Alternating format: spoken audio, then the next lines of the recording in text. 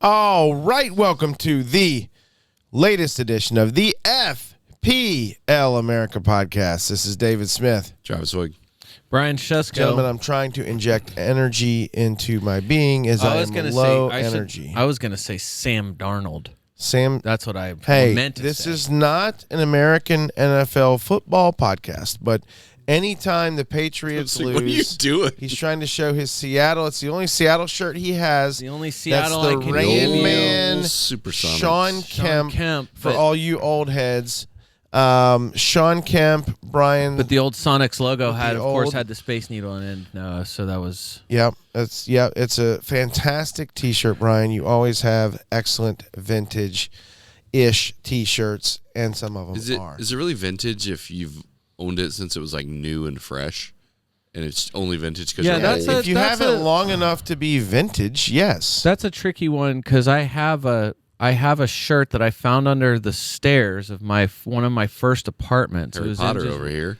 Yeah, I didn't live there. It just happened to be in a okay. box Just that was checking. under the stairs from the previous tenants, and there was a 1987 AFC champions Denver Broncos Oh, wow. T-shirt in there. You still have Still it? has the little like plastic price tag, the plastic Oh, Yeah. wow. Tag. knobby. I Yeah. don't know, what are those things called? Those little The thing to hold the tags on? Exactly. Oh, I'm okay. sure it has a name. Who What's doesn't the take those scientific off? name? Can you imagine how bad that itches? Well, it's still on there, and it's so that's a good question. Is that a vintage shirt or is it just a shirt that I own? No, it's a vintage shirt that you own. It's Right. both. Okay, well there Yeah. you go, Travis. We answered the question. Yeah. That's what we're here for, to answer all the hard-hitting questions. The NFL culminated last night. Maybe some of you across the world was watching it. Look, I didn't have a dog in the fight. I'm not a Seahawks fan. Definitely not a Patriots fan. But Patriots fit into the category of Chelsea and Tottenham for me. Anytime they lose, it's a good day. So the fact that the Patriots honestly Sorry, got Barry. embarrassed. Look, there's at least probably 28 teams thinking we could have done beat them. better Yeah. than the Patriots Super Bowl evening. See, I don't want to take anything away from Seattle. I think that defense, Brian, put up a performance worthy of the vintage Steeler and Ravens defenses that have won NFL championships. So they were, I think that defense was that good. And/or Drake May was that bad. Two consecutive, highly satisfying hate watch Super Bowls. Yes. I actually do like the Eagles, even though I'm You're not supposed to. formally a Steelers Let's just be fan. honest. You don't actually have like a team. I do. No, he does. It's Because you Steelers. like everybody, No. which means that No, you're But not I do a real like fan. players. I mostly like players, Not a but real I don't fan. have. I mean, I have no there's- emotional investment in the team that I'm supposed to be emotionally invested in because I'm also realistic to a fault.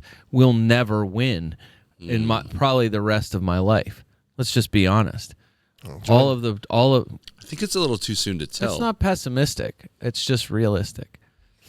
Look, the Got all the that fact catch-up is, money, man. They're gonna pull through the eventually. fact is that last year watching the absolute a worse beatdown it was it was pretty bad. because I know that Yeah. I know that the Seahawks defense was dominant, but remember that there was a point in the game In the last season where the Chiefs had not even crossed midfield into the third quarter. Wow. So the Eagles defense had a more dominant overall Wow. Okay. display. Interesting. Even though it felt like the Seahawks had just like smothered them with a pillow for Well, two quarters and then basically a 2/3 of another quarter. I've always kind of been an NFC, National Football Conference. I don't know guy. what you're talking about at all. I'm so way out of my anyways- wheelhouse. well, like a lot of when just to turn it back to Premier League and at least thank FPL, that the number that all football fans, soccer fans wanted to throw out there was that 700 million people globally watched Manchester United Liverpool, and only 200 and some million I know, people that's facts. watched. Yeah. So that everybody likes to throw out the numbers of viewership. 700 million of those people, at least 300 million people were Arsenal fans watching that game and got sorely disappointed. Yeah, that's right. Way more Arsenal Way fans more than than Liverpool fans or Manchester Yes, City that's fans. facts. Damn. All right. Arsenal's the bigger team, so Yeah, of course. Gentlemen, let's get back to what we're supposed to be discussing. There's only a few things to talk about. We have a few things to talk about, and that we kind of rushed this in, realizing that there was a match week. Tomorrow, starting Tuesday. Yeah. This is Monday night, and but with can I just say I'm surprised we got here. Well, I texted you guys thinking, there's no freaking way. This is going to be like a Tuesday next week recording. We're just going to skip it all together. Well, I can't believe we're here right now. No way, man. We are in this it week for me. This to is win it. probably the best evening, and I'm Whatever. exhausted based on the way the rest Please of talk my about week girls is gonna basketball. go. No. Okay. So I'm You're gone. welcome. No. You talked about football. I'm gone That's the Thursday and biggest Friday thing. for the state tournament. So State tournament. It's like the Super Bowl. There's at least a couple million people watching that. yeah, for sure. Probably There's about no as much doubt. as watching No that other doubt about it. halftime show. Okay. All right. Anyway, so yes, we threw it together. We're doing this tonight. And so we have a match week starting tomorrow and Tuesday, and then there'll be another one by the weekend. So we're gonna try to cover both. Yeah. It's just a mess. Yeah, but I think Arsenal's you're supposed to double. know this because No, we don't 'cause the usually. Arsenal's 'Cause double, the- remember, has 6 days in between it. Yeah, so it's not till next week. I mean, technically, yes, but from like a recording standpoint, we're definitely not going to record something else before the next games go. Oh, I see what you're saying. Yeah. It's a FA Cup weekend. FA Cup weekend, and Arsenal's game isn't until until the following midweek. Yeah, Tuesday or Got you. Wednesday or no, you're Thursday. right. I'm with you. Okay. It's like the 18th. Yeah, we'll You're right. talk about that in in my our next face. episode. All right. All right, Either way, all we had to get this one out. So here we go. We're gonna He's we're, gonna be gone we're gonna for try forever. to throw He's fine. something out there and see Got that what big sticks. Valentine's Day trip. Interesting weekend in the Premier League. If you were a United fan, you continue to ride high on your horse as United seems to continue to be the fighting Carricks, and they continue to win, not carrots with a T. Carricks. Arsenal got a win home to Sunderland. Gyökeres got on the scoreboard twice as a sub. Which no one cares about. Villa ends up getting a 1-1 draw with Bournemouth, yet Emi Martinez still somehow finishes with the 6. Go figure, Brian. Yeah, they were Morgan not Rogers happy. once again gets on the score sheet. West Ham, this is when we can get to smart stupid here in a second. We can lead with the fact that Somerville hasn't gotten enough run on this podcast. This is like 5 or 6 weeks in a row. Is it 5 or 6? Yeah, it's close to that at minimum. Anyways, We'll take a look. Everton gets a win.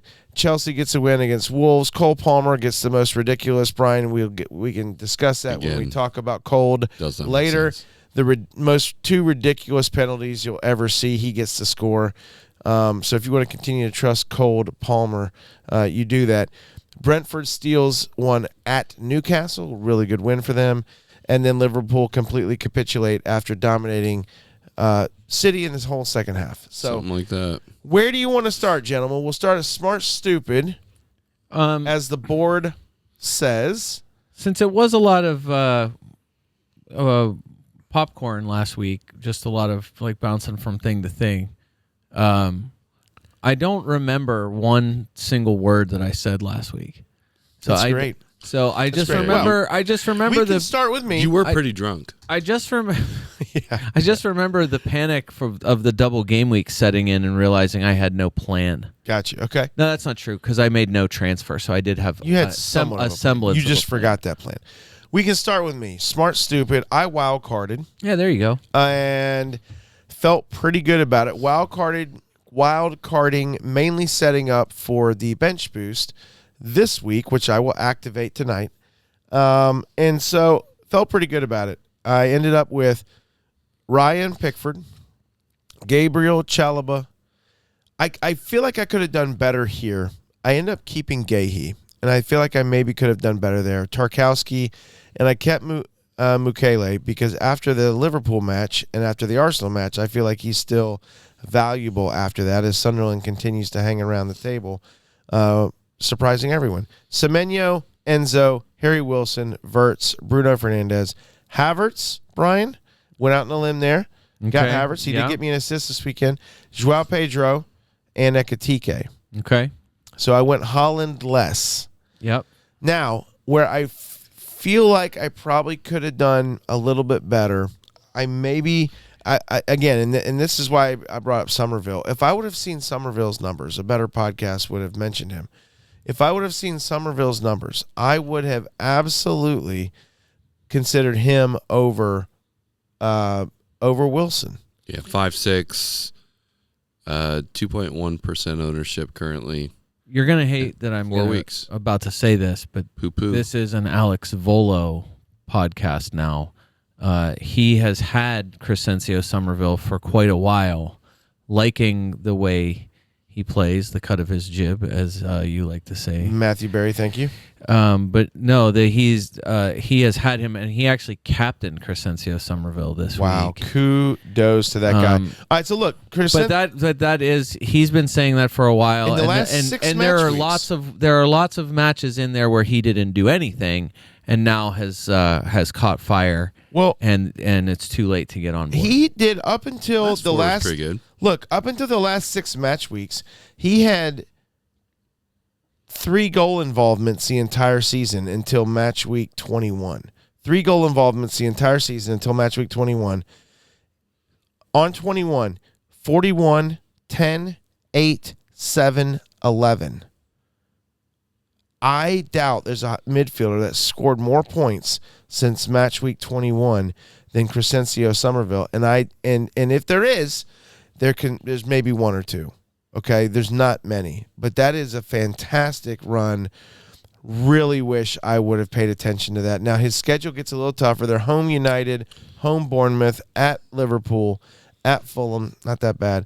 Home City, at Villa. So their run, again, they're coming off a run where they had Burnley, Chelsea, Sunderland, Tottenham, Forest, Wolves. That was the run that he went on. So I don't know at this point if it's worth going to him now. I feel like maybe, obviously, if you didn't have him up until now, I think you missed it. I feel like I was stupid. I wish I would have paid more attention to that. Not that keeping Harry Wilson's bad. A lot of people are selling Harry Wilson, Brian, as the stats are telling us. And he's had 2 weeks where he didn't point. I think that's a little quick.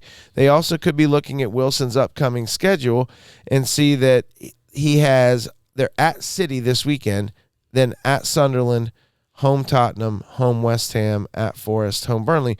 But that's not a daunting schedule there. You just don't love the at City this weekend. Yeah. We talked about it a couple weeks ago with Harry Wilson. He's one of the biggest overperformers of XG of all of those midfielders I forget what week it was. I do remember talking about that weeks ago, just to say that most of the top scoring midfielders there was a run there for a while. Even it was when Foden was when he was actually getting returns before he got benched permanently. No, just that all of those guys were overperforming their expected points. So this has not been all that different for Harry Wilson. No one was complaining about overperforming his XG last week, or well, what would be 2 weeks ago, whenever he scored the game winner. 10. And so everybody just doesn't like it this week when It's just been cash 2 in. weeks without pointing, and I just, and I know they're at City this weekend, so the chances of him pointing are less. But I don't think Fulham's going to be scared to go into City. Maybe City thinks they're big hot stuff because they beat Liverpool. I would. They're coming after you, man. Yeah, whatever. They're nipping at your heels. They made it pretty rocks. clear. Kick rocks. They made it pretty clear. If they lose, the season's over. So you went no Holland. You went yes Harry Wilson. Other than that, I like how you made it sound like he chose Harry Wilson over Holland. right? What else? So what do you feel I like? went out on a limb a little bit, but mainly thinking that, and Havertz did start. Yeah. So that Havertz he got an last kick assist. of the game. Useful. His last kick of the game was an assist. Yeah. So that had to feel pretty good. I think that's going to continue, as Odegaard was not in the team. So there must be some form of an injury or nursing something there. But it seems like when Havertz is healthy, he starts for Arteta because he can do multiple. He's like Mourinho, and he loves Mourinho, and he loves Havertz, and because he can put them in about 2 or 3 different positions. and or make a sub in a different position and move him around. So he seems to be very valuable, and he seems very determined to really kind of kick his season going as he has been injured for most of it. So I got 3 Arsenal players going into this double match week: Raya, Gabriel, and Havertz. I like I know, Brian, did you say it pre-pod or now? But Leeds is, in your words, a chaos creator. They are Is that what you said? Are the chaos agents. Chaos team agents. That's what it is. Okay. of this, definitely of this season. I set up with and I three don't trust them. Yeah, I set up with 3 Chelsea players. They're home to Leeds this weekend. I have Pedro, Enzo, and Chalobah. Also have 2 Everton players in Pickford and Tarkowski. You don't kind of regret that one? No, because I didn't play either one this past weekend. Oh, okay. Nice. So I was mainly looking at this double match week this week as they're home to Bournemouth. And I was thinking that Bournemouth is not the greatest road team. They do play a little bit tougher at home. And then, again, Bruno it should be a no-brainer. Ekitike and Wirtz. So... Yeah, the forward setup is a tricky one because, I think all you have to do, we've reached that stage where definitely at the beginning of, or by pre-deadline last week, you probably had seen enough blanks or not enough returns from Holland. Once it became a FPL show talking point, that it's mainstream at that point. But you probably looked at your team and could see where that Holland money can go, and it looked pretty good. Yeah. And then when he hauls, you feel bad again. So that's the one downside of this every year. Whenever the big boy actually does a big boy thing. So I'll ask this: Mukele's ownership, actually, I thought it would be more than that, is 13.6. Do you think it's worth holding on to him? Yeah, it's okay. I think even though they're home to Liverpool this week, is Liverpool going to show up mad, or are they going to Travis continue to underperform on the road? Underperform. Soboslai's out, serving a suspension as well. So I think that definitely doesn't help Liverpool. No. Yes, you definitely want to hold on. We're not going to take an extremely long view of the rest of the season, but we did mention last week Liverpool's basically done with super difficult matchups until we said that nice little 3-week stretch there at the end of the season where they 35, 36, 37 where it's Manchester United, Chelsea, Villa. Those are 3 biggies in a row for Liverpool. But even then, those matches are still offensive favorable matchups. Sunderland after Liverpool really doesn't. The one matchup that might be grayish on there is away to Newcastle, away to Bournemouth isn't great a couple weeks from now. They end at home against Chelsea, and they're at Villa. So it's all of those second tier. It's all it's not the top. And I don't think those are matches where you're no, Sunderland can't get a result because they already did. Yeah. They came back to beat Chelsea on the road. So I don't there's nothing in there about Sunderland. You don't start a goalkeeper or defender with confidence in game week 38 and think I'm getting a clean sheet here. It just probably isn't going to happen. But no, you definitely want to keep him. You can't move on a guy like that. Are you going to move to James Justin? Yeah. James Justin was awesome. Yes, again, if he's not playing Chelsea this week. But James Justin was awesome again, and I regretted not having him in the team. I loved having him on my bench. Oh. You should have started him. Rough. So that's it. That's good. You did not wild card. Oh, your score was fine. It was fine. Not as good as Billy's, so still, League Billy, and I can give him some flowers. This is what you want, Brian, when you wild card and you turn in a 90. Yeah, you want. I've never had that happen. I don't think something that you want, and I'll go through. I'll give him some flowers. I don't love his bench, but his starters for this week on his wild card, Emi Martinez, even though he got scored on, still got him 6 points. Gabriel and Timber gave him 6 points. Chalaba gave him 4. His midfield, which is very strong, Cunha, Rogers, Cold, Palmer. That was the big one that he had that not many people had, at least in our mini league. He captained Bruno Fernandes, so he got a 20 from Bruno and a 20 from Palmer, 5 from Declan Rice, 2 from Bruce Bowen. It's Jared Bowen. Jared Bowen. Yeah. Bruce Bowen. I was like, wait, what? And Joao Pedro. I want to do that every single time. Bruce Bowen. I've called Jared We've Bowen. We've done Bruce it for Bowen years. a whole lot. Done it for years. So, again, 10 across his front line, 58 across his midline, and then 24 from his defense.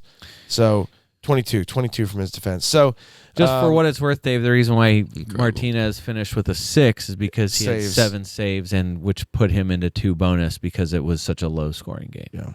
Yeah. So Incredible. Yeah. And also, I understand the move there because the fixtures for Aston Villa, they lighten up. I don't know how trustworthy a defense can be whenever you have Luka Dean as one of your starters, but whatever. They are capable of clean sheets. They're just not. There just aren't that many for them because I just don't think defensively they're just not that. Since I mentioned his whole team, great. His bench: Dubravka, Krupi Jr. as a striker, Steve, and Mukele. So, I don't know. I think he probably could have. And I get it. I see where he spent his money. He spent it in the midfield. I just feel like that bench going into the last part of the season here, especially when fixtures get with cups and other things start getting weird, and you don't know oftentimes who's playing. You really need a stronger bench, in my opinion. So I and he'll have transfers. He can make some moves and work that out. But I just wanted to throw that in there. But for the most part, League Billy very smart this week as he turned in a 90, and that's obviously really good. Just for the record, overall this season, Aston Villa have allowed the 6th most shots of any team in the league. Wow. 12.9 shots allowed per game. And their expected goals against, they are also 6th worst in the league for expected goals against at almost 40. 39.7 XG against, just slightly better than Brighton, 5th worst at 40.06. They actually are slightly worse than Wolves for XG against overall on the season. Travis had a 70. He had a good week. That's a good week. Yeah, you're really Fine. good. You're really good at this. No. Anyway, so that can be the end of the smart stupid. I know that. I think I poo-pooed Cold, Palmer, and look, You are above him. average or below average. I was above average. So you're smart. I guess. At least for It's one like week. having an it's like having an IQ of exactly 100. Okay. You're not a complete stupid, but you're not But you're not genius. an Einstein. Okay. Interesting. Fair enough. FPL Einstein. That's what we're going to call this next season whenever you ace all your tests. Oh, man. Can't wait for that to never, ever happen, only in my dreams. So, getting back to one last thing where I was stupid. I went into the game without Haaland. I'm still thinking it's the right decision. Okay. And as a former podcast host of this podcast would have said, I'm not wrong. I'm just not right yet. I think that's what it will be with Haaland. I watched the entire City-Liverpool game. I feel like I kind of felt like most Liverpool fans this year just constantly let down. I thought Liverpool actually played a perfect first half, kind of lulling. That's a overstatement. No, look, they didn't play great, but City did enough. City didn't do I don't much think they either. would call it That's what perfect. City, Yeah. City I think they needed, did enough, City needed though. to come Yeah. get it, and they didn't. Liverpool held serve. This is But not Liverpool a tennis should've- podcast. Yeah. And then second half starts. Yeah. I predicted on Slack that Liverpool was going to get after it. They did. I was right. And Ekitike missed a glorious look for header. There was another Travis ball that I'm thinking that I can't remember who had it, but it was another glorious chance. It might have been Salah. Salah breaks into the box on a through ball. Gahey pulls him back. And honestly, it was right on the edge of being a dog-so situation. The referee gave Gahey a yellow card and gave them a kick outside the box. And then later in the game, and the same thing Szoboszlai did to Holland at the very end, which really didn't matter. City was already up 2-1. Szoboszlai does the same thing, and he ends up giving Szoboszlai a red card, almost in the exact same spot, instead of giving Gay. Anyway, so it just wasn't consistent. I don't disagree with that. The primary difference, though, and it begs stating, the Szoboszlai shirt pull was on an open net. There was a goalkeeper in the goal on the Salah but shirt pull. Whether there's a goalkeeper in the net or not, that doesn't factor into it's a goal scoring opportunity. Letter of the law rule. I don't disagree. But I'm just making that clarification because it obviously played a part as the only difference really between the two scenarios. I know. I get it. But again, that would not have mattered in the game. It does hurt Liverpool this week. Yeah. So, anyways, and then like I said, Liverpool came out in the second half. They played great.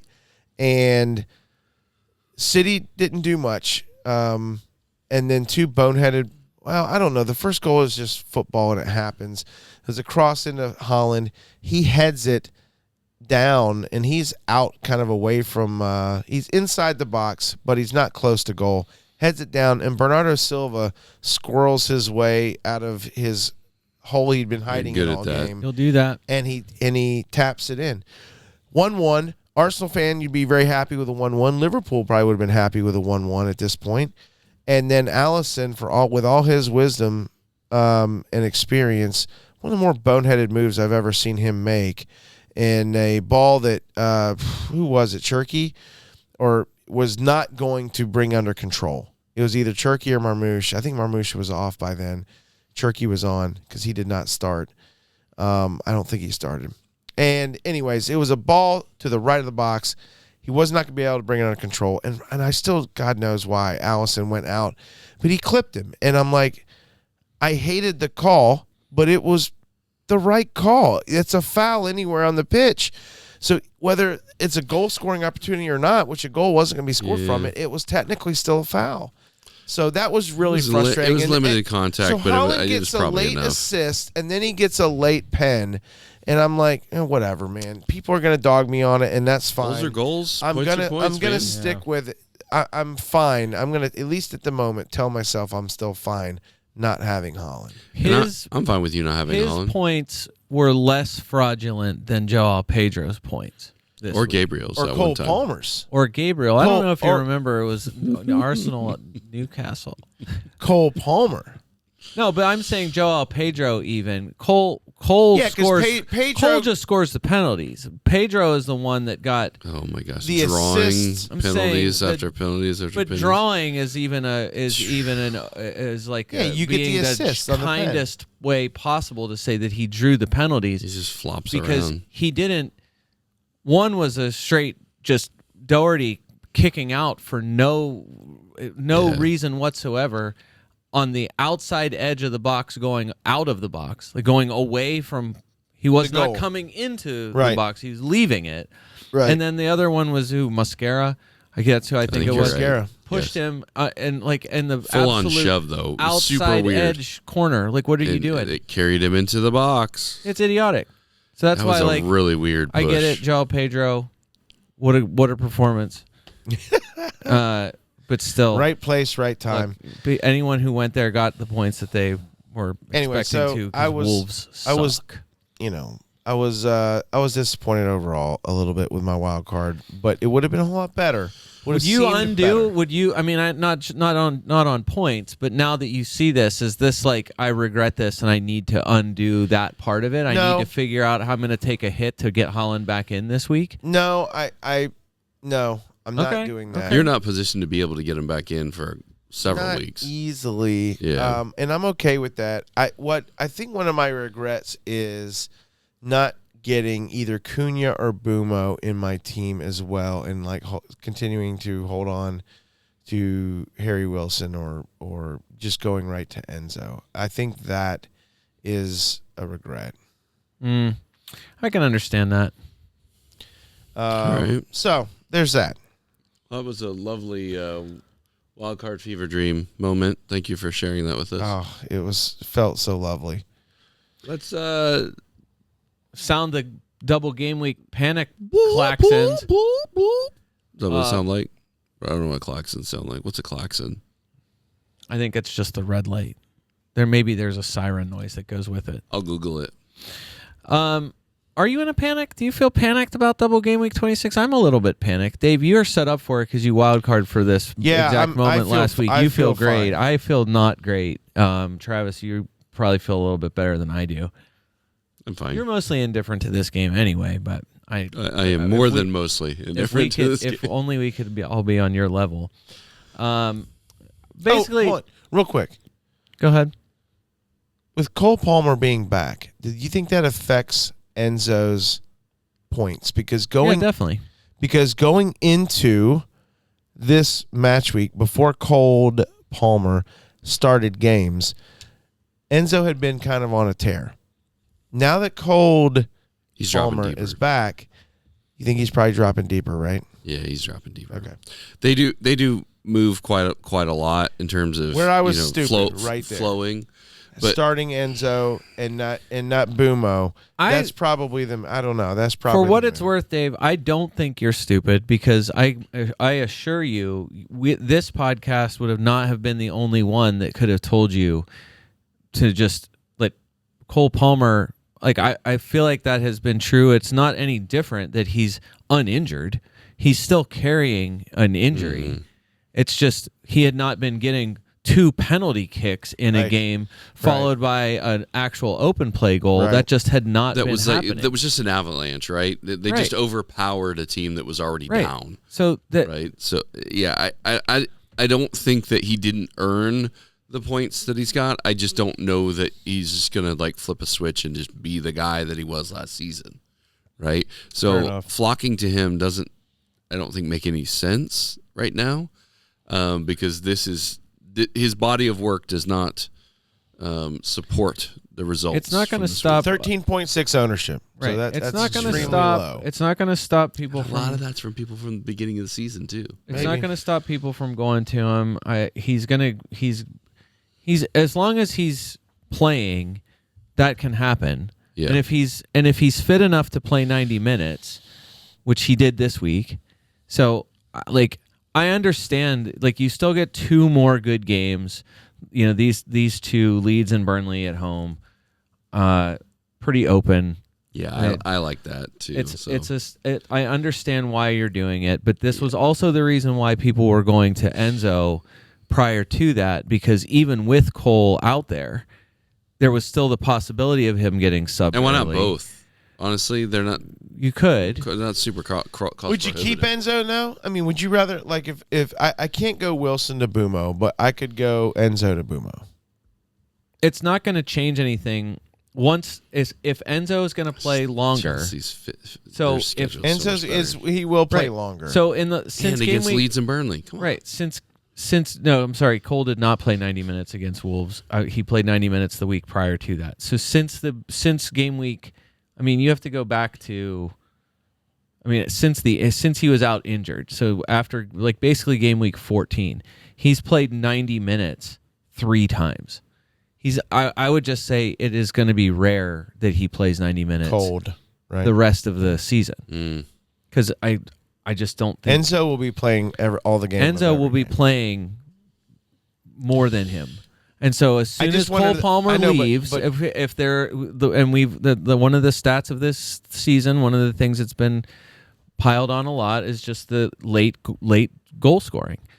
Goals scored after the 60th minute, or like basically between minutes 70 and stoppage time. So if the chances are of Cole leaving, yeah, I mean, like again, it's like Krupi, all the stuff we talked about with Krupi.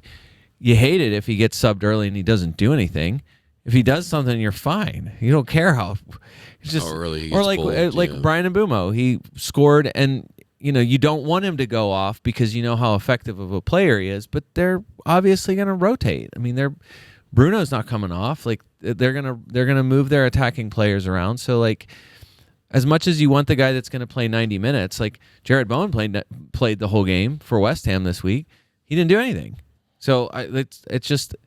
You like it when it works, and you hate it when it doesn't. You do like it. You do like it. Is when that it the works. title of the pod? So You like it like when it. it works. Yeah, you like it when it hate works. When it Hate it doesn't. when it doesn't. That's really the bottom line of it.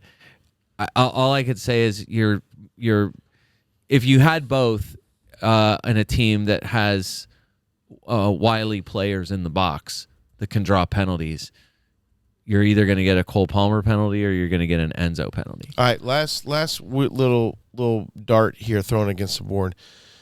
James Hill. Do you even know who that is? Yes.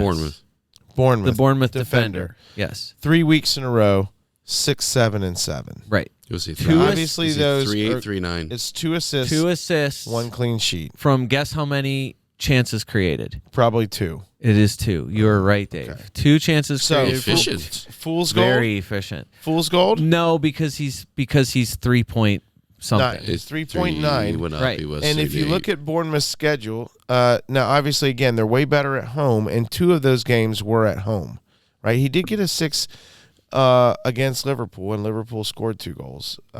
But their next, wow, Yeah, the Bournemouth their next fixtures. 6 matches at Everton, at West Ham, home Sunderland, home Brentford.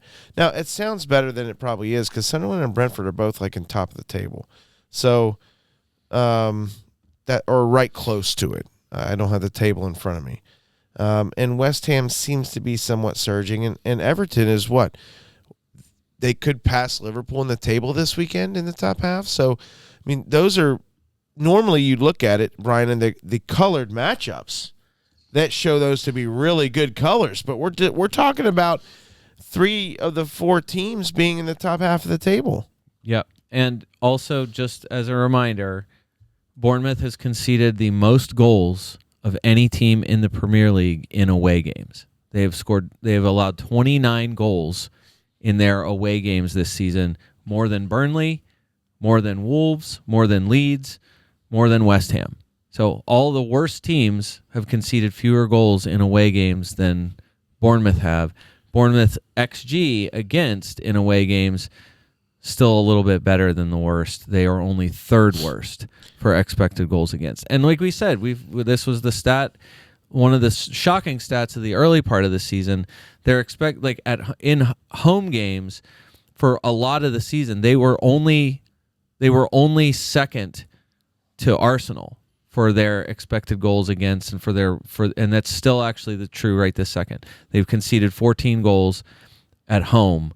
Their XG against is 10.14. Only Arsenal's 9.3 is better than them in home games. They've conceded more goals. That's the thing. Like watching them, I just don't like. They are not a convincing defense. Whenever every game they've managed to give up something where you're like, how did they possibly do that? And so I'm thinking back earlier in the season, when they played Everton in the, Everton at home, a game that ended up, I think it was a 1-1 game. I think that was one of the last things Jack Grealish did that was really good. But it was a game where they managed to keep the low XG and still conceded a dumb goal. So it feels a little bit like Manchester City where, great, I'm glad that their numbers are off the charts, but the fact is, they still have managed to not keep clean sheets in a lot of these games where, where their numbers are great. Okay. So I'm not saying don't get him. Sure. The price is great, but it is a little bit, it's a little bit of you just hope you get the best possible performance, and how could you possibly trust them on the numbers in away games? I don't care what color it is. Bournemouth away has been absolutely target Bournemouth. Right, agree. Completely So- agree. All right. Very good. Good work. Can't argue with 3.9. No. And or James Justin. All right. Moving on. Panic at the double game week. It is for me. start at the back, Dave. Just answer my questions here. Goalkeeper, transfers galore for almost every position except goalkeeper. David Rea, your man, 160,000 transfers in. The next highest goalkeeper, like obviously this is for double game week, is Emi Martinez, 28,000 transfers in. So the nearly 130 an over 130,000 transfer gap between Rea and the next most transferred in. Dave, do you think that this is primarily people from 2019 who think that Emi Martinez is still on Arsenal? Yes, I think it probably is. Oddly enough, Roofs and Pickford are the two top transfers out. So people using those two guys to make way for Rea's double. Kind of have to, though, because he's so expensive. Right. Is he 5'9", something like that? Dave, are you advocating to anyone to make David Rea the goalkeeper on your team for the double game week? Yeah, if you can do it, do it. He will be for me. I wildcarded him. That's not true. I already had him. But, yes, I would wildcard him in. I would bench boost. Dave's probably the only Arsenal fan and only FPL manager who has Rea, one defender, and then Declan Rice. Yeah. Probably. Rea, Gabriel. He's the only one that believes that Gabriel Gyökeres or isn't Timber? garbage. Gabriel. Rea, Gabriel. I have goal threat. Mr. GT. Rea, Gabriel, and Havertz. Of the Arsenal triple up. It cannot be many that are going that way. I agree, especially now. Wild. So Dave, there's nothing else. Defender. I mean, goalkeepers. I understand because we said Villa's schedule is easing up, and I understand the going to Emi Martinez again. I just don't think Aston Villa's defense is very good.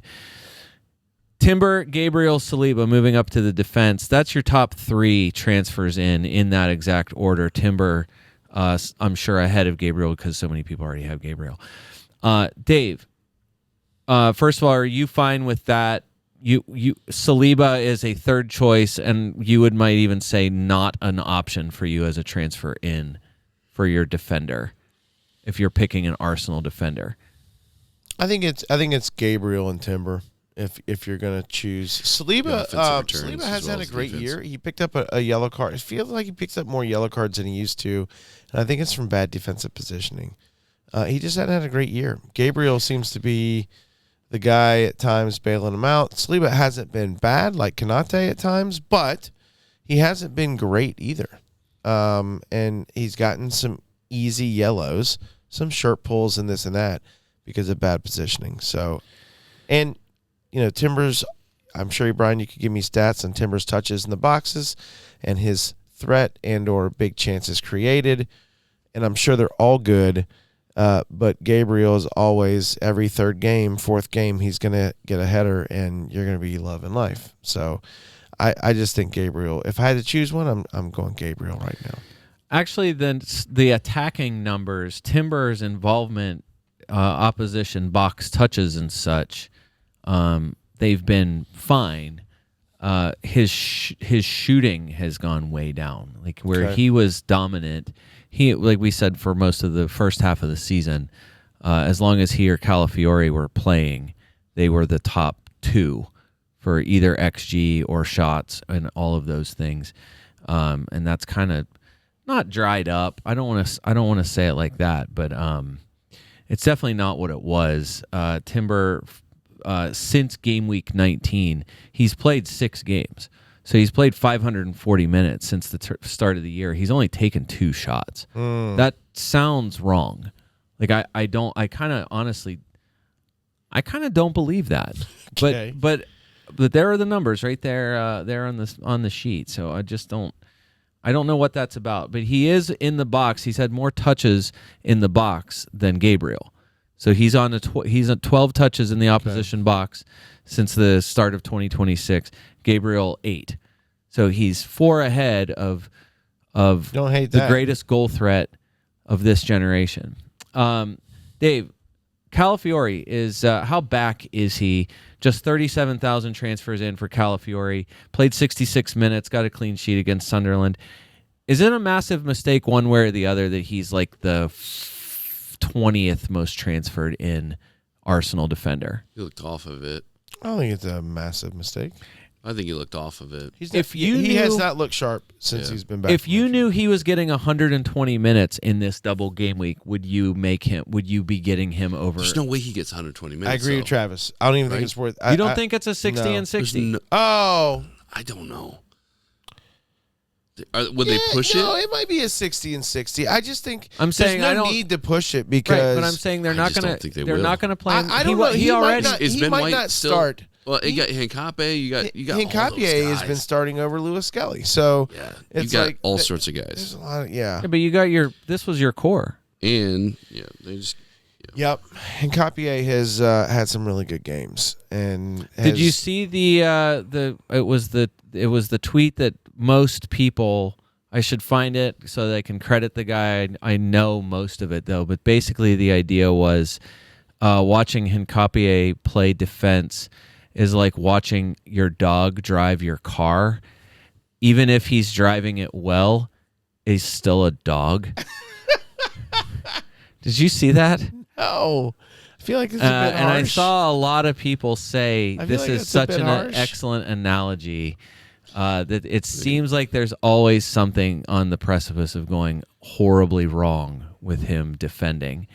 Hincapié? Yes, I think love a the lot, analogy. and it was I'm not sure an that I an love Arsenal the person saying it though. application. So that's the biggest thing is that this is coming from someone. He does have a tentative air to him that didn't exist any of the other times that I've seen him play. What I'm saying, I don't think it's worth going to him. but- So I don't think we need to go Stay there. off Calafiore. So Stay off yeah, Hincapié. at the moment, yeah, I would. It's just not worth it. No, I'm not saying.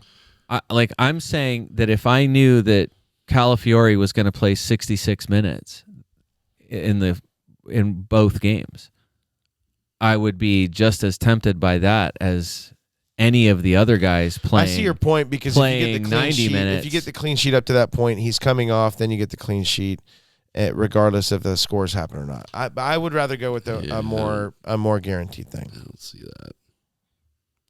That's just me. It's just an unnecessary risk, is what I say. All right, I still find it. I find it tempting just because I know what. I guess I need to make a transfer then. Next most transferred in, it's like that's the Arsenal guys, but Diogo Dalot, he's Came off your bench and saved you this week. few people will ever know the joy of getting a Dalot 12-pointer off of the bench. All I really Who wanted didn't to play to make that happen? Look, Reece James. there's not was often you're going to get past 12 fit. points off the bench from that's one incredible. player. Basically, There's a lot of times you'll get 12 points on your bench, but Dave not was that comes right. off. Dave was really mad about it, and I just wanted to know why can't you just be happy for me? Daniel Munoz, the most obvious non-Arsenal defender you could Yeah. possibly buy this week. Burnley and Wolves at home in the next two games. I like that. Not even the currently crappy state of this Crystal Palace team seems like they could mess this up. They got Shane Larson now. They're going to do great. Similar to Timber, though, oddly enough, the 3 games that Daniel Munoz has been back in this side with Crystal Palace, 1 shot attempt in 3 games. He has created that's 6 surprising. chances, which is tied for the most of any defender in Talk the to me about last. box touches, though, because that's what It's not a lot. It's That's a only. little I bit think it's interesting. less than. It's not double digits. I think it was 8. So that was the other thing that he had been doing. So I'm not saying he's not threatening. He's not attackful, Okay. as Dave. Which is it? Threatful. I think it's Dave. Threatful, Mr. Threatful. Goal Threat. Threatful. But he is. You're the one always talking about, touching other people's boxes. He He's is always Daniel the one talking about Munoz. Threatful. Then James Hill, Dave, you talked about him already. 3.9, Yeah, just 2% selected. A bargain buy the same way that James Justin is. The difference is James Justin has volume of statistics behind what he's doing, and James Hill does not. James Hill Volume. has the confidence of his manager. He has an apparently lockdown starting position. He started every game since game week 19. He's in a loving He's relationship. at 3.9. and that Oh, and I so thought you were going a different direction. no, there. I was not. The fixtures are fine, like you said, for Bournemouth. But the next one's it's Chalobah, Gahey, and Cucurella. I just wanted to mention those guys because just that for the Chelsea guys, there's still two, like I would say, like nice fixtures on paper nice. Leeds home, Burnley home, and that before it dips. So like I understand keeping like Chalobah's like one of the top scoring defenders this season, but like I just don't know how good you're going to feel about having Chelsea defenders at Arsenal, at Villa, home to Newcastle. Like all of a sudden, like it's not that it dries up. It doesn't dry up completely. It's just they're not nearly as good. And also, by the way, the previous 5 fixtures for Chelsea were all nice on paper too. Yeah. And they kept 1 clean sheet in there. Yeah. They conceded to Wolves. Yeah. So it's not like this is like I know defensively their XG numbers have been pretty good. I think they're a top 5 defense. I'm just saying that without actually consulting any actual data in front of me. It just feels like that's where they've been. I love it. But they're not doing it. And now they're about to play some tougher teams. So so I get it. And then also, you know, that the number that I really did want to point out was that attacking statistics for I say Leeds is chaos agent because they're the 7th best team.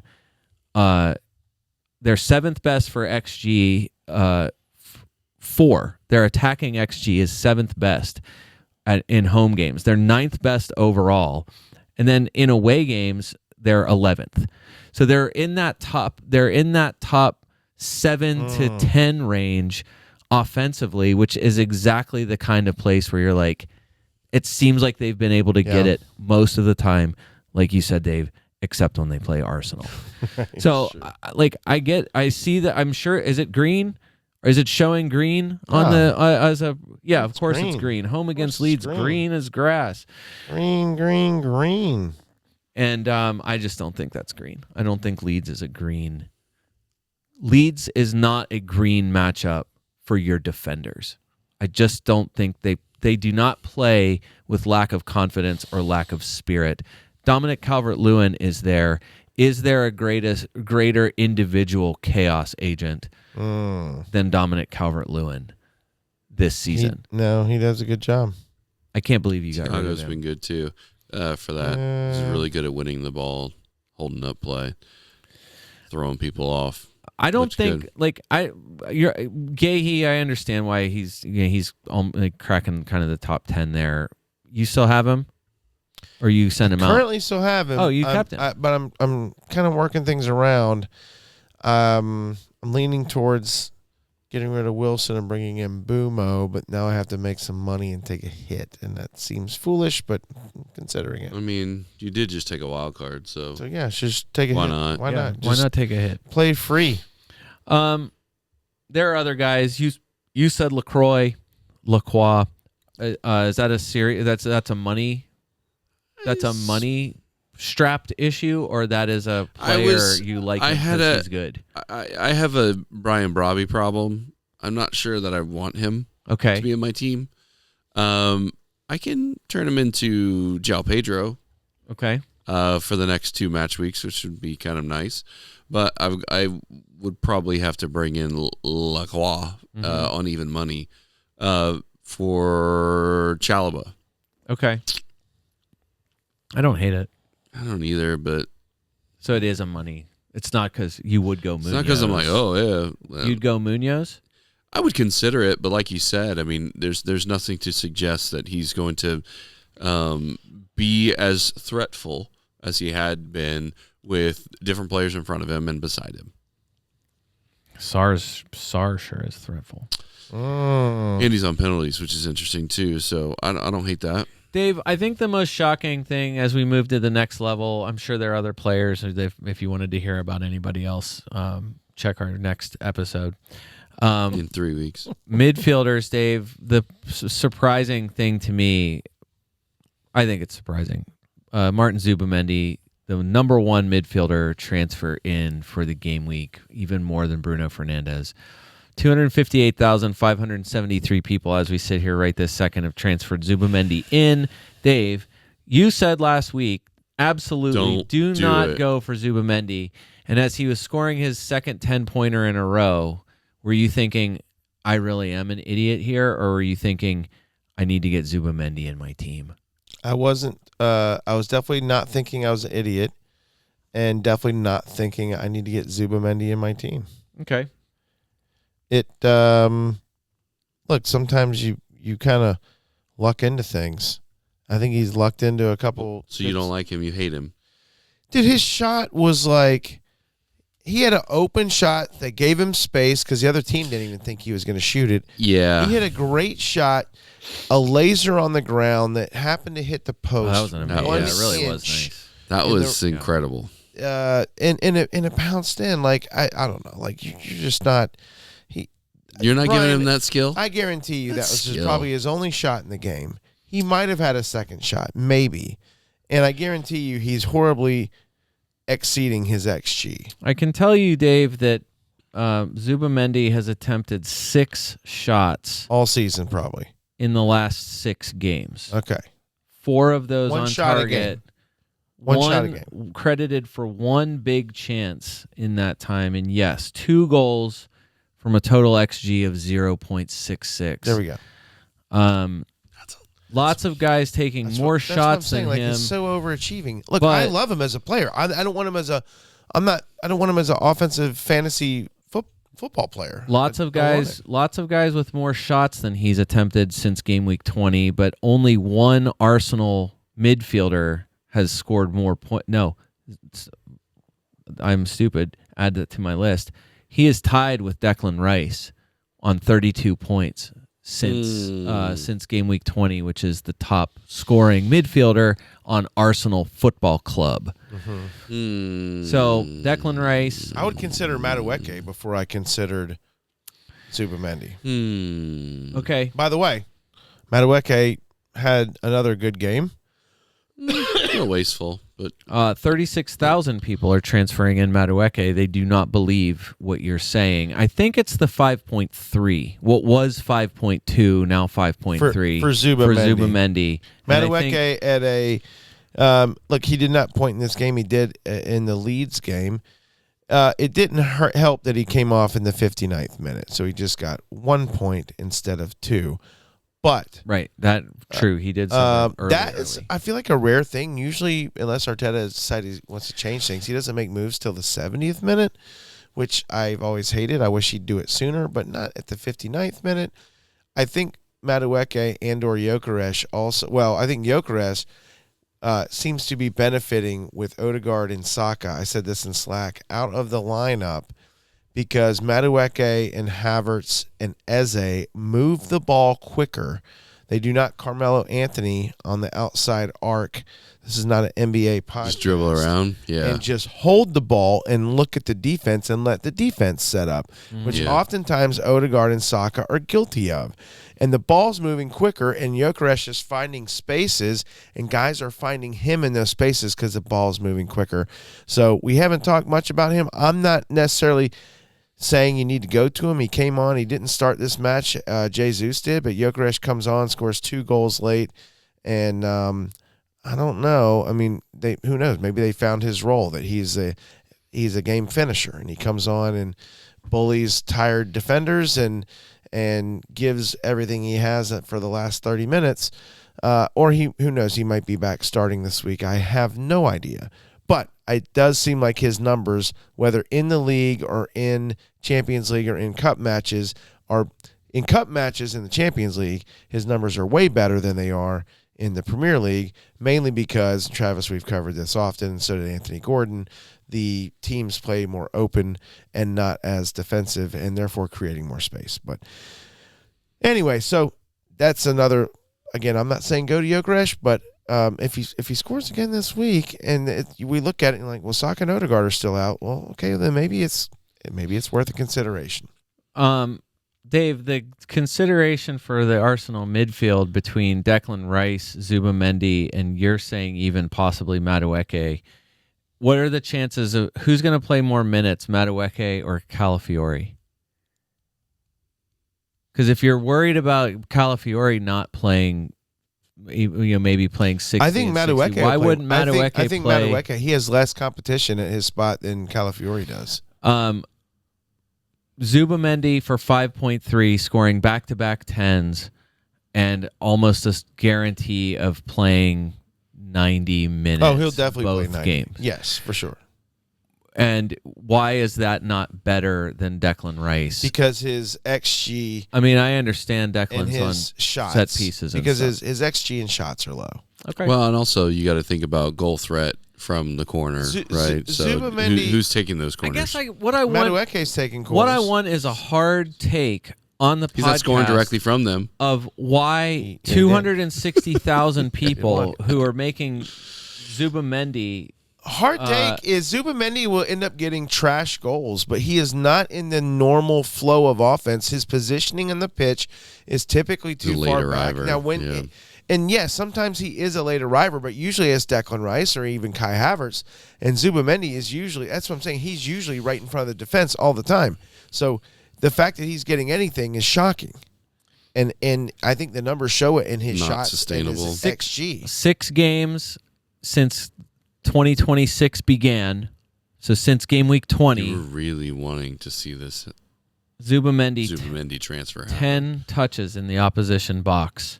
It's not- Compared to 11 for Trossard and 12 for Timber and 15 for Gyökeres and 15 for Martinelli and 17 for Jesus and 18 for Saka and 25 for That's a Madueke. shocking number for Jesus. Anyways, Jesus is third on your team Yeah. in 215 He is a striker, minutes, so. 17 touches in the opposition box. No, I just want to. The reason I'm like, I see that and I understand I understand the price, and I understand people were wanting to get an Arsenal person in their team, and they saw that Harry Wilson plays Manchester City, and you actually save yourself a few tenths by going from Harry Wilson to Zubamendi. So I understand that people are wanting to make that transfer, but I guess I'm just saying, if it this could luck in their favor a lot, and I feel like there's a lot of disappointment to be had here. I want to get a feel for this so that whenever this either turns into he gets 4 points Sure. or goes for 20 more Sure. points in this double game week, I want to be able to revisit this moment and say, Okay. Dave, you were wrong again. Perfect. Or you were right again. Bruno Fernandes, second most transferred in. There's no argument to be made for that guy. He keeps being amazing. Declan Rice, third. That's entirely why didn't you wildcard Declan Rice in?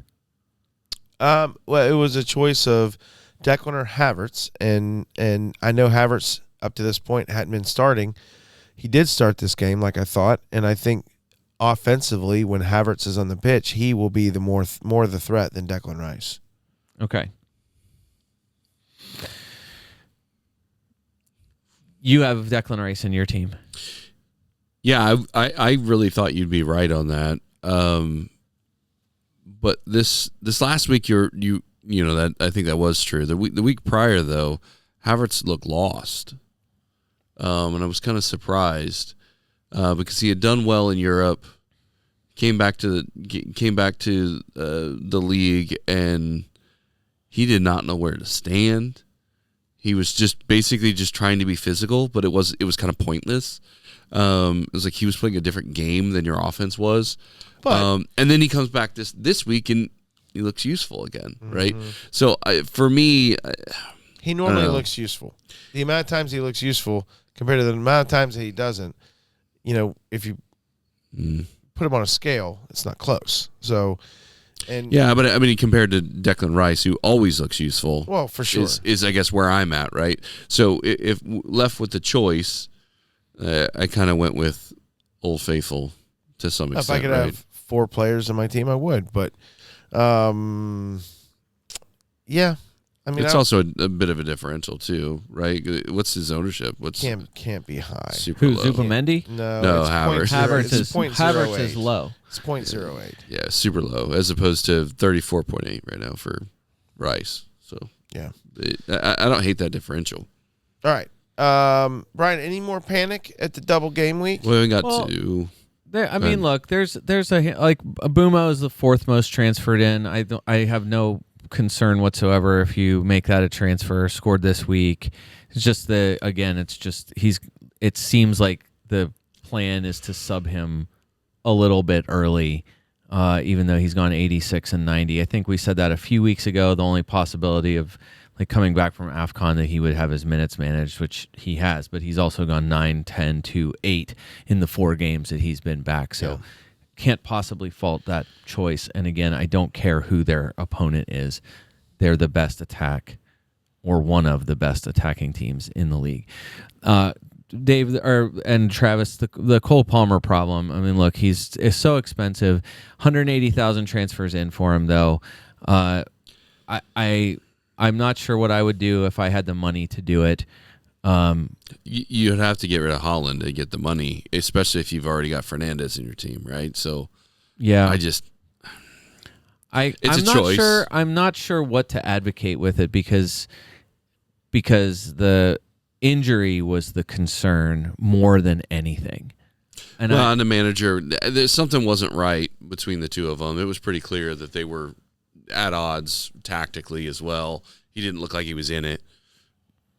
Morgan Rogers, the next most transferred in after that. I really had a tough time not benching. I didn't know who to bench this week, and I ended up benching Morgan Rogers.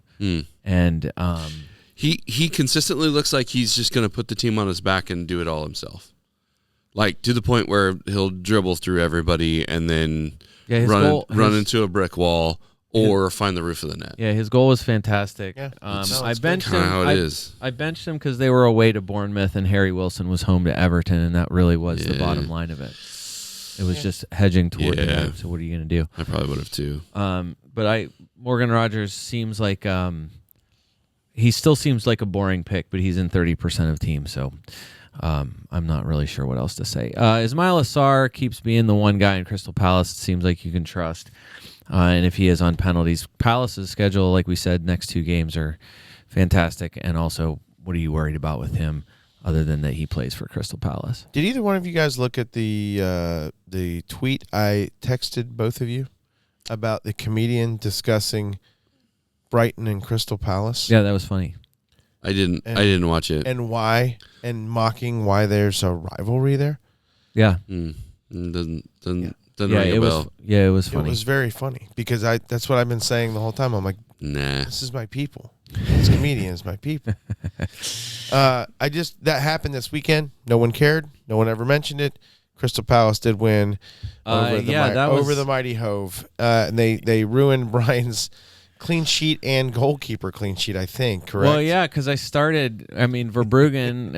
Verbruggen already as my goalkeeper, which that's just, I have no urgency. Cry for help. I should have already moved him on, Travis. but also, again, it was great when he did have that 11-pointer or whatever it was a few weeks ago. It just, they're not good. They're not good defensively. And then they would have been a little better defensively if Van Heck had even been in the team, and he was not. So that didn't help me even a little bit either. I got a 0 for Van Heck and a 0 from Reece James. I had Dallo on my bench, and my other defender was Dorgu. No. So I had a 0 no matter what from one of my defenders. Brutal. It's a good thing you had a 12. It's a good thing that one defender counted for 2 clean sheets. Points. Dave, you were right. Crescencio Somerville, one of the top scoring players in the FPL since game week. Well, let's just look. I like this 6 week because the calendar year, it's 6 games. Yeah. Only Bruno Fernandes is on par with him since the calendar year began. Both of those guys on 42 points. Crescencio Somerville, 4 goals, 0 assists, and 42 FPL points. Again, tied with Bruno Fernandes for the most this calendar year. It's amazing. It's just that it's West Ham, and it's just the feeling of having a West Ham player. But like I said, that's not Jared Bowen. Yeah, Alex Volo, this podcast person's favorite. Has had him for had him for a while. I look. I've seen him talk about it. It's just not many people going there. Still, what's he at? 2.1%. So even with all of this, only 2.1% of people, 83,000 transfers in. Dave, you got rid of Bruno G. I did, of course, and he does great this week. So Yeah, it's fun. Super fun. He did not survive my wild card. Yeah, he was fantastic this week. It feels like he's going to be fantastic again. I'm sure he will. Although it was a home game, and that has been the thing with him. That is the story with them in general. Most of the season has been They still lost. him being good at home. But yes, they still lost because they are not great. Dewsbury Hall, I know that's one that if you like that to me was a probably the biggest welcome back to full fitness. Kieran Dewsbury Hall, Good player. goal and an assist, 13 points against Fulham, and 4.9. Yeah. So he had dropped after the injury. He had dropped below 5. That would be a big one. If I was wild carding and I needed to make up the money, it would sit on him. Yeah. Yeah, maybe. Maybe you should wild card. All right. Anything else? You got a few more? Yeah, Oh, Dave. he's done. The only other thing is, look, Gyökeres is on 314,000 transfers in. Or that's probably the most. I mean, that has to be the most in a single game week for him. Isn't it? Of course. It seems like it. It seems like a lot. I mean, if he's going to keep getting those side tap passes 268 into space to Barry, why not? I mean, Right? I'm telling you, it's everybody's buying Holland, and he's doing the same thing. So, I mean, Brian, we can quickly look back at. I'm just saying, it was 2 goals. Who got the slide tackle in on him at the end of the game? That was brutal. Yeah, and it was just not even mentioned. The only people who mentioned it he's were such a tank and just got up and acted like it wasn't. Yeah, he did. he didn't even get up. Yeah, he did finger mask on the ground. Yeah, he didn't care. He did a ground finger mask. Yeah, the guy should have been sent off. It was terrible. It was Romero-esque. It There's no was. such thing. There was only one, Christian Romero. I can't remember. It wasn't Roden. I mean, Justin and Roden are the only. No, it was the Sunderland player. I mean, the son. I'm sorry. It might have been Alderete or Reynildo. It was Reynildo. That's who it was. Yeah. It was Reynildo. Yeah. Should have been sent off. Joao Pedro, second most. More people selling Ekitike than buying him. This, to me, is the time I would want to be getting on Liverpool, not off. But I might have to sell Ekitike to make room. I have 2 transfers, just like you do. Who are you making room for? I want to go up to second Arsenal defender. The only way I can do that is to sell. I could sell Holland. You're right, Dave. I don't want to do that. Yeah. So the next one I would know what? sell is he's Thiago. Cold. He's always cold coming down the stretch. Holland. Okay. I just don't want to really get rid of him ahead of Fulham at home. It's fair. I don't blame you. Maybe you don't this week, but Ekitike at Sunderland or Thiago at home to Arsenal. The problem is Thiago at home to Arsenal. I would have to go to someone that's not an Arsenal player. I could go to Matheus Mane from Wolves. You want to know where I'm going this week? Nowhere. You wild carded. Going to. No, yeah, I did that technically last week. You're going. No, I know, but you're going on your trip with your middle school team. Bench boosting this week, right? And I am going full Manchester United. I now have 3 Manchester United players. Wow. Bruno, obvious. Bumo, pretty obvious. Dallo. I can't get to him. Luke Shaw. Because I want to hold on to. I want to hold on to Enzo. Luke Shaw. Harry Maguire. Oh, you did put okay. What a weirdo! I know. What's wrong with you? He's ever since Carrot came back, Harry's back in the starting lineup. It's good vibes United. They got clean sheets against Spurs and City in his 4 games. Come on. Right. It's good vibes United. What's West Ham going to do? Go. Score? Yeah. They might. Chris Ansia, Somerville. They might. But And Jared Bowen. maybe. But And some other West Ham player hey, that exists. I like. definitely. Look, if Lee was it Lee Ben would give us the Mojo charts table. Yeah. We haven't had one of those in about a year and a half. But if we did have one right now, Manchester United probably at the top of the Mojo chart. They might be. You're right. Just saying. League Ben's too busy crying about how much he hates Arne Slot. I get it. Sleeping. I get it. Look, there's lots of cheap options. The problem is, Dave, the only way I could make say Timber. Honestly, I think the only way I can make even Saliba work is to get rid of Ekitike. Just do it. So, but I'd have to go Ekitike. Any double Arsenal player is better than having Ekitike this week. Right, and so it would be Ekitike. I can't go to Gyökeres. It would have to be Ekitike to Havertz to make and then at that point, he's betting on that, right? And that's enough money to turn any of my defenders into even Timber. Well, so that's enough money to go. So you only have one Arsenal player right now? I only have Gabriel, and so that's why I was right. So my two transfers were to be. So if you go Ekitike to Havertz, can you get to Timber? Yes. Oh, why not? That's easy. Ekitike to Havertz, and then it could be even Dorgu to. It's even better. You get to solve yet another problem. He's not playing. What are you doing? He's out. But I'm saying I don't push the buttons, Brian. I don't want to lose Ekitike. So just that's this my. week. So can you go Dorgu? So the only other way I could do it would be say like Enzo out. Yeah, but for Zubamendi. You're just kicking the can down the road. All you really need is 3 Arsenal players for the double game week, man. I trust, get it done. I trust your people more than you trust your people. Yes, that's correct. Okay. All right. So probably the way it's going to end up being is that I actually do what Dave. I'm sorry, I'm not copying you, Dave. This was partially my suggestion. I would like to say that Havertz as a forward. Yeah. I trust him more than Gyökeres. Agree. I do too. You know what you should do? You should go Enzo to Trossard, and then. Is Trossard done? No, he started the match. Yeah, but is he fading a little bit? No.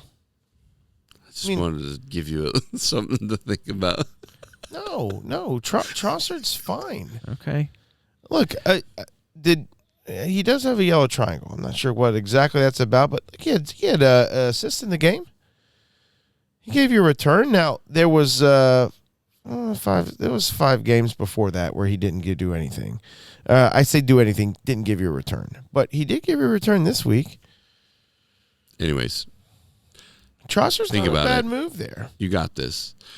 All right. Night moves, captains. Let's hear it.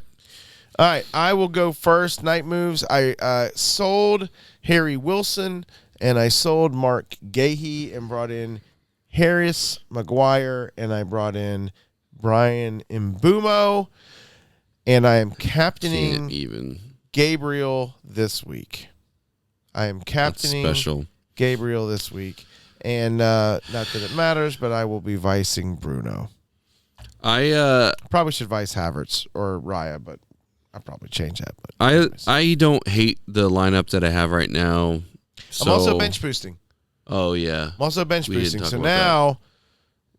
And I did like the fact that United was playing at West Ham. I wanted, if I was going to make a move, I was trying to find someone who would fit the budget-wise, but also be playing a bottom 3 team this week as I was trying to maximize my bench boost. So that also played into it. That's good. I have 2 transfers. I'm not going to make them. I'm going to sit on them. I like my lineup. I'm just going to roll with it. I like that. And I also am... currently have the chip on Gabriel. I kind of want to mix it up because I think he's probably going to be the most captained. You bench boosting? You playing a chip? No. Get triple captain? No. A lot of people triple captaining Gabriel. No, I think I'm going to sit on it. All right. Good work. Brian? Look, I'm probably going to do what you guys just said. I don't love the Zubamendi move, but I see where it could pay off. I don't have enough money to turn a midfielder into Declan Rice Right. and then also a defender into an Arsenal defender. The only way I can do it is forward down to someone and then defender up to someone. Yeah. So again, I'm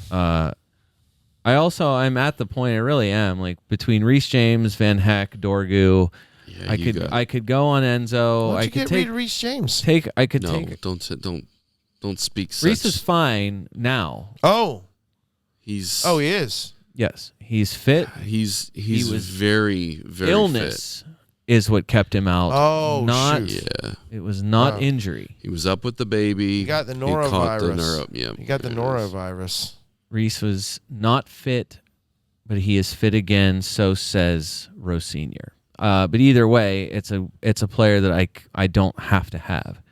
So I have 3 defenders that can go. I have Enzo that can go. Everyone's bailing on Harry Wilson. I feel like that's going to come back to bite a lot of people. Thiago showed. Thank you for flexing on. That was But that was a Thiago, good dig. like, how many people sold Thiago this past week? And what does Thiago do? He does what he's been doing all season long. Scored a dodgy penalty.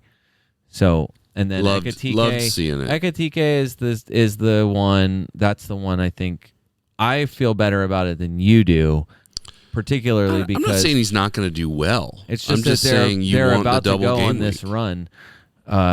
Their fixtures are Fine. at Sunderland's not easy. We already said that, but at Sunderland was real easy for Arsenal, and Yeah, but now Liverpool- Jacques is going to be back this week. either way, Ekitike probably out, Havertz in, and then one of my defenders out for Calafiore. For maybe Timber. Very good. Yes, Brian, you're so- captaining Arsenal player. Captaining Arsenal player, yeah, I understand the thought process behind triple captaining, but I don't know. I don't Okay. love it. All right. Yeah. All right. Very good, gentlemen. Well, we'll see how smart stupid we are, as we do like Very. to talk about both, because we often are both. Good luck this week, gentlemen. Hopefully Arsenal will, in 3 days, still be in first place by 6 points. But if not, you guys can come back and watch me cry a river for the FPL America podcast. This is David Smith. Until next time.